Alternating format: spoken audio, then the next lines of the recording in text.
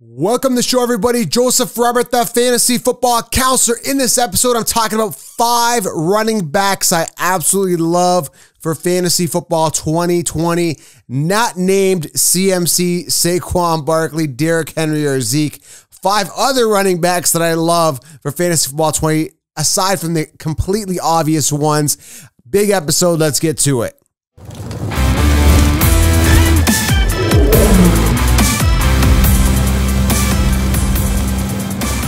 Welcome to the show, guys. Joseph Robert, the fantasy football counselor. I'm excited to talk about running backs. I always am. In this episode, I want to talk about 5 running backs I absolutely love for fantasy football 2020. And these guys aren't your obvious guys here. Not your Zeke, not your Saquon, not your CMC. 5 names in the first, I would say 3 to 4 rounds that you can get that I absolutely love. Okay, I want to go over these guys, why I love them, and everything about them, and every reason on why you should draft them. So I'm excited to dive into that. Before I do, guys, make sure you guys head on over to thefantasyfootballcounselor.com, or there's a pinned comment below. Get the 16-round draft solution, the first ever and only fantasy football video training, guys. Scrap the draft kits, scrap the cheat sheets, scrap the copy and paste BS rankings that come out every year and tell you to draft last year's top finishers, and they never end up finishing on top, 2 years in a row anyway. So get rid of that, guys. 16 rounds of game changer. Get it below. You'll absolutely love it. Full strategy, breakout sleepers, everything you need for an optimal roster for you guys. 16-round draft solution. Get rid of draft kits. There's a link below. Or head on over to thefantasyfootballcounselor.com. You can't miss it. It's on the top right-hand side of the screen. All right. Who are the 5 running backs? Before I talk about these guys, I want to emphasize a couple things, okay?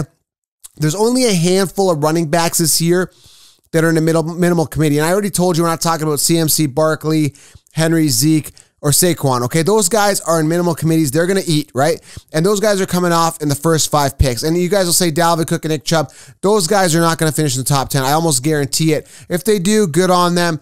But Cook hasn't finished the season. Nick Chubb is splitting time with Kareem Hunt. Kareem Hunt, I'm going to keep emphasizing it until people get this hammered in their head.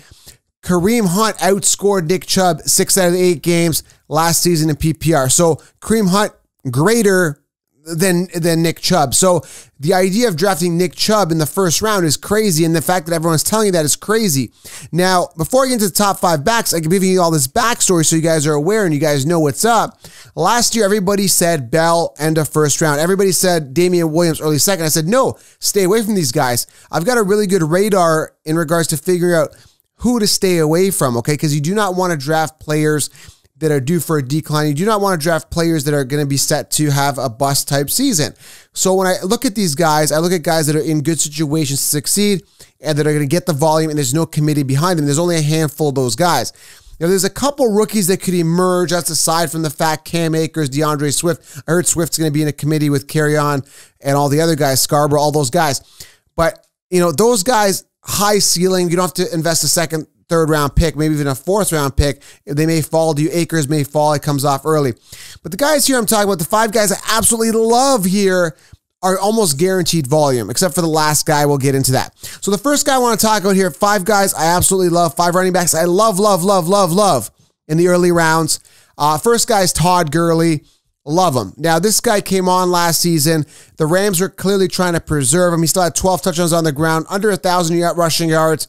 I'm going to memory here. I'm not pulling up the computer. I'm just talking straight up with you guys, having a one-on-one here. Some people say, got to get more analytical. I'm very analytical in a lot of videos, but sometimes you got to assume that, yes, I've done the research. I know all that information. I don't just sit down and give you numbers all the time because the numbers are up here. I already know what I'm talking about. I'm looking at volume.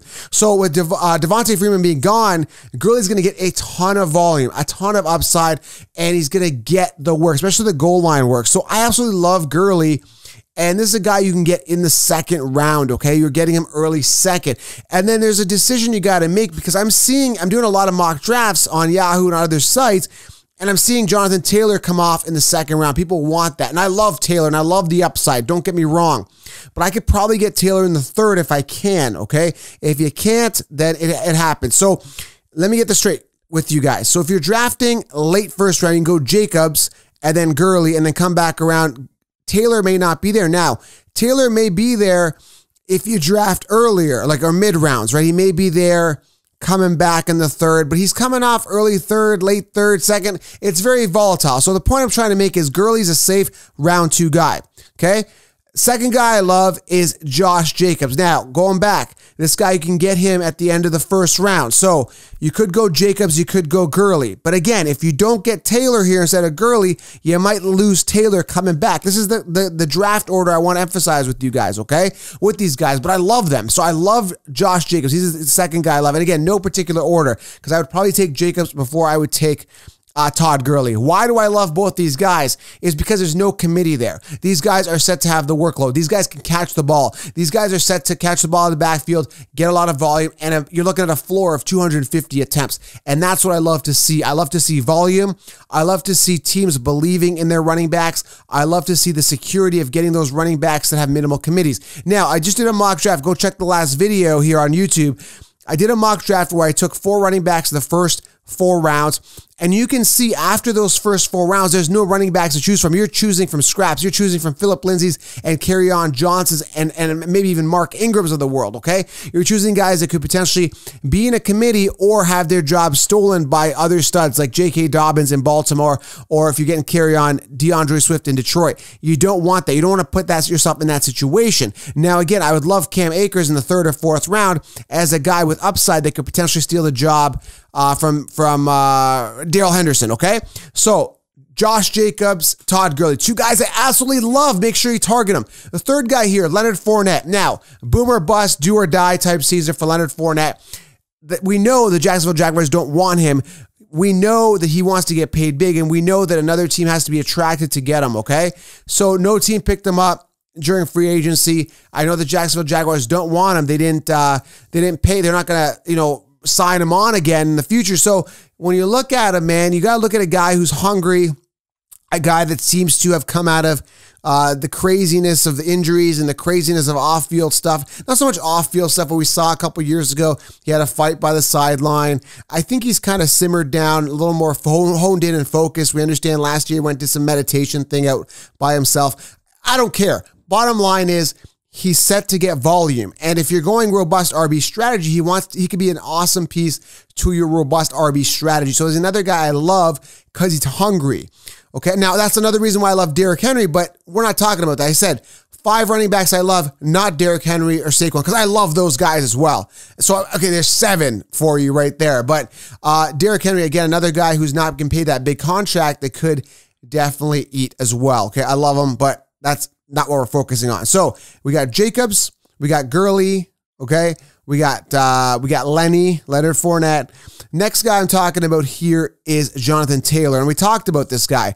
If you are drafting later in the first round, I want to get this in your head, and you go Jacobs, or you go Leonard, and you go Gurley, or you go Jacobs Gurley, or Lenny Jacobs, whatever it is.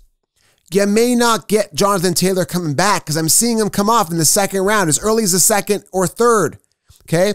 So what do? Do you go Gurley, Taylor? That's a tough decision because Taylor could have this ceiling that goes to the roof if, Marlon Mack sucks. He's just not he's just a subpar, par type running back.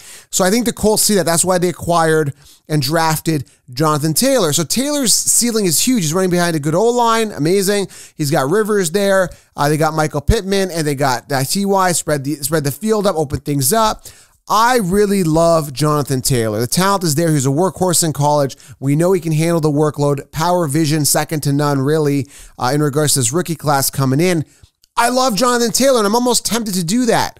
But you got to make a decision right now. As of right now, early May, I think Gurley's a safer option because we know he's going to be a workhorse running back in Atlanta. And I know Atlanta really wants to dominate the season. They've got all the tools. It's going to be great. So when you're looking at these guys, I like Gurley. So Taylor's another guy I love. Jacobs, Leonard Fournette, Todd Gurley, Jonathan Taylor, ton of upside, okay?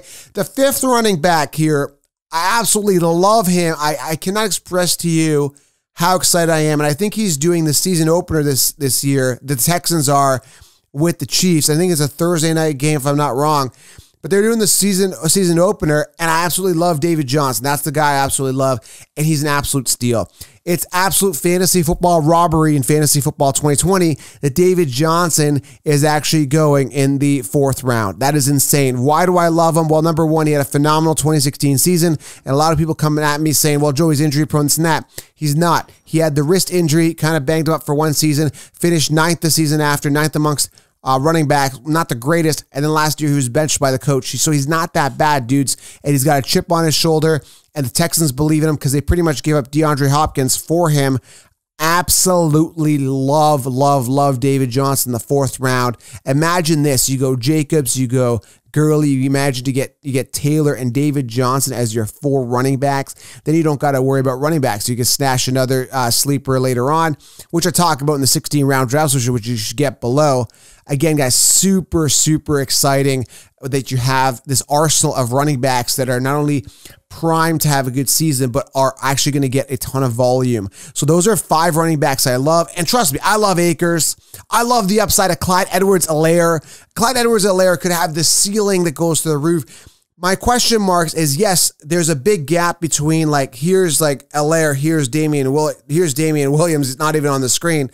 In regards to talent, Williams sucks. I've been telling people that. Everyone's saying draft him in the 2nd round last year. Now they're all over Helaire's PP. So you got to look at it and say, hey, you know what? The ceiling is there. Make sure if you do get him, you got to make him a part of a solid running back committee of your own, right? Your own running back robust committee if you do get Clyde Edwards. Love the ceiling, but there's a different offense there.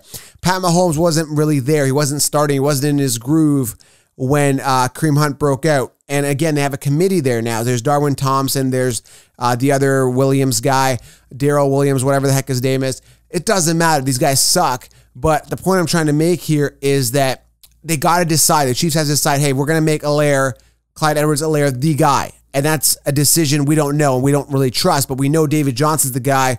We know Gurley's the guy. We know Fournette's the guy. We know Jacobs is the guy.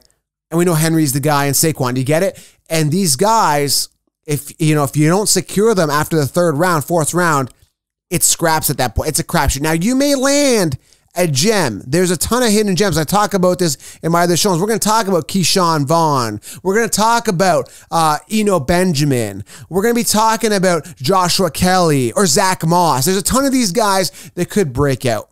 But we don't know that. We don't have the security of them. And we're going to talk about that in other shows. So make sure you guys are subscribed and leave a comment below. Let me know who you love for the running back position this year. Love to get your feedback. And that wraps up this show, guys. 5 running backs I absolutely love, not named CMC, Gurley, Zeke, etc. and Henry, okay? Subscribe, guys. I'll see you in the next video. Thank you for being here. I appreciate you. Fantasy Football 2020 is going to be massive. Excited that you're here. And I will see you guys in the next video.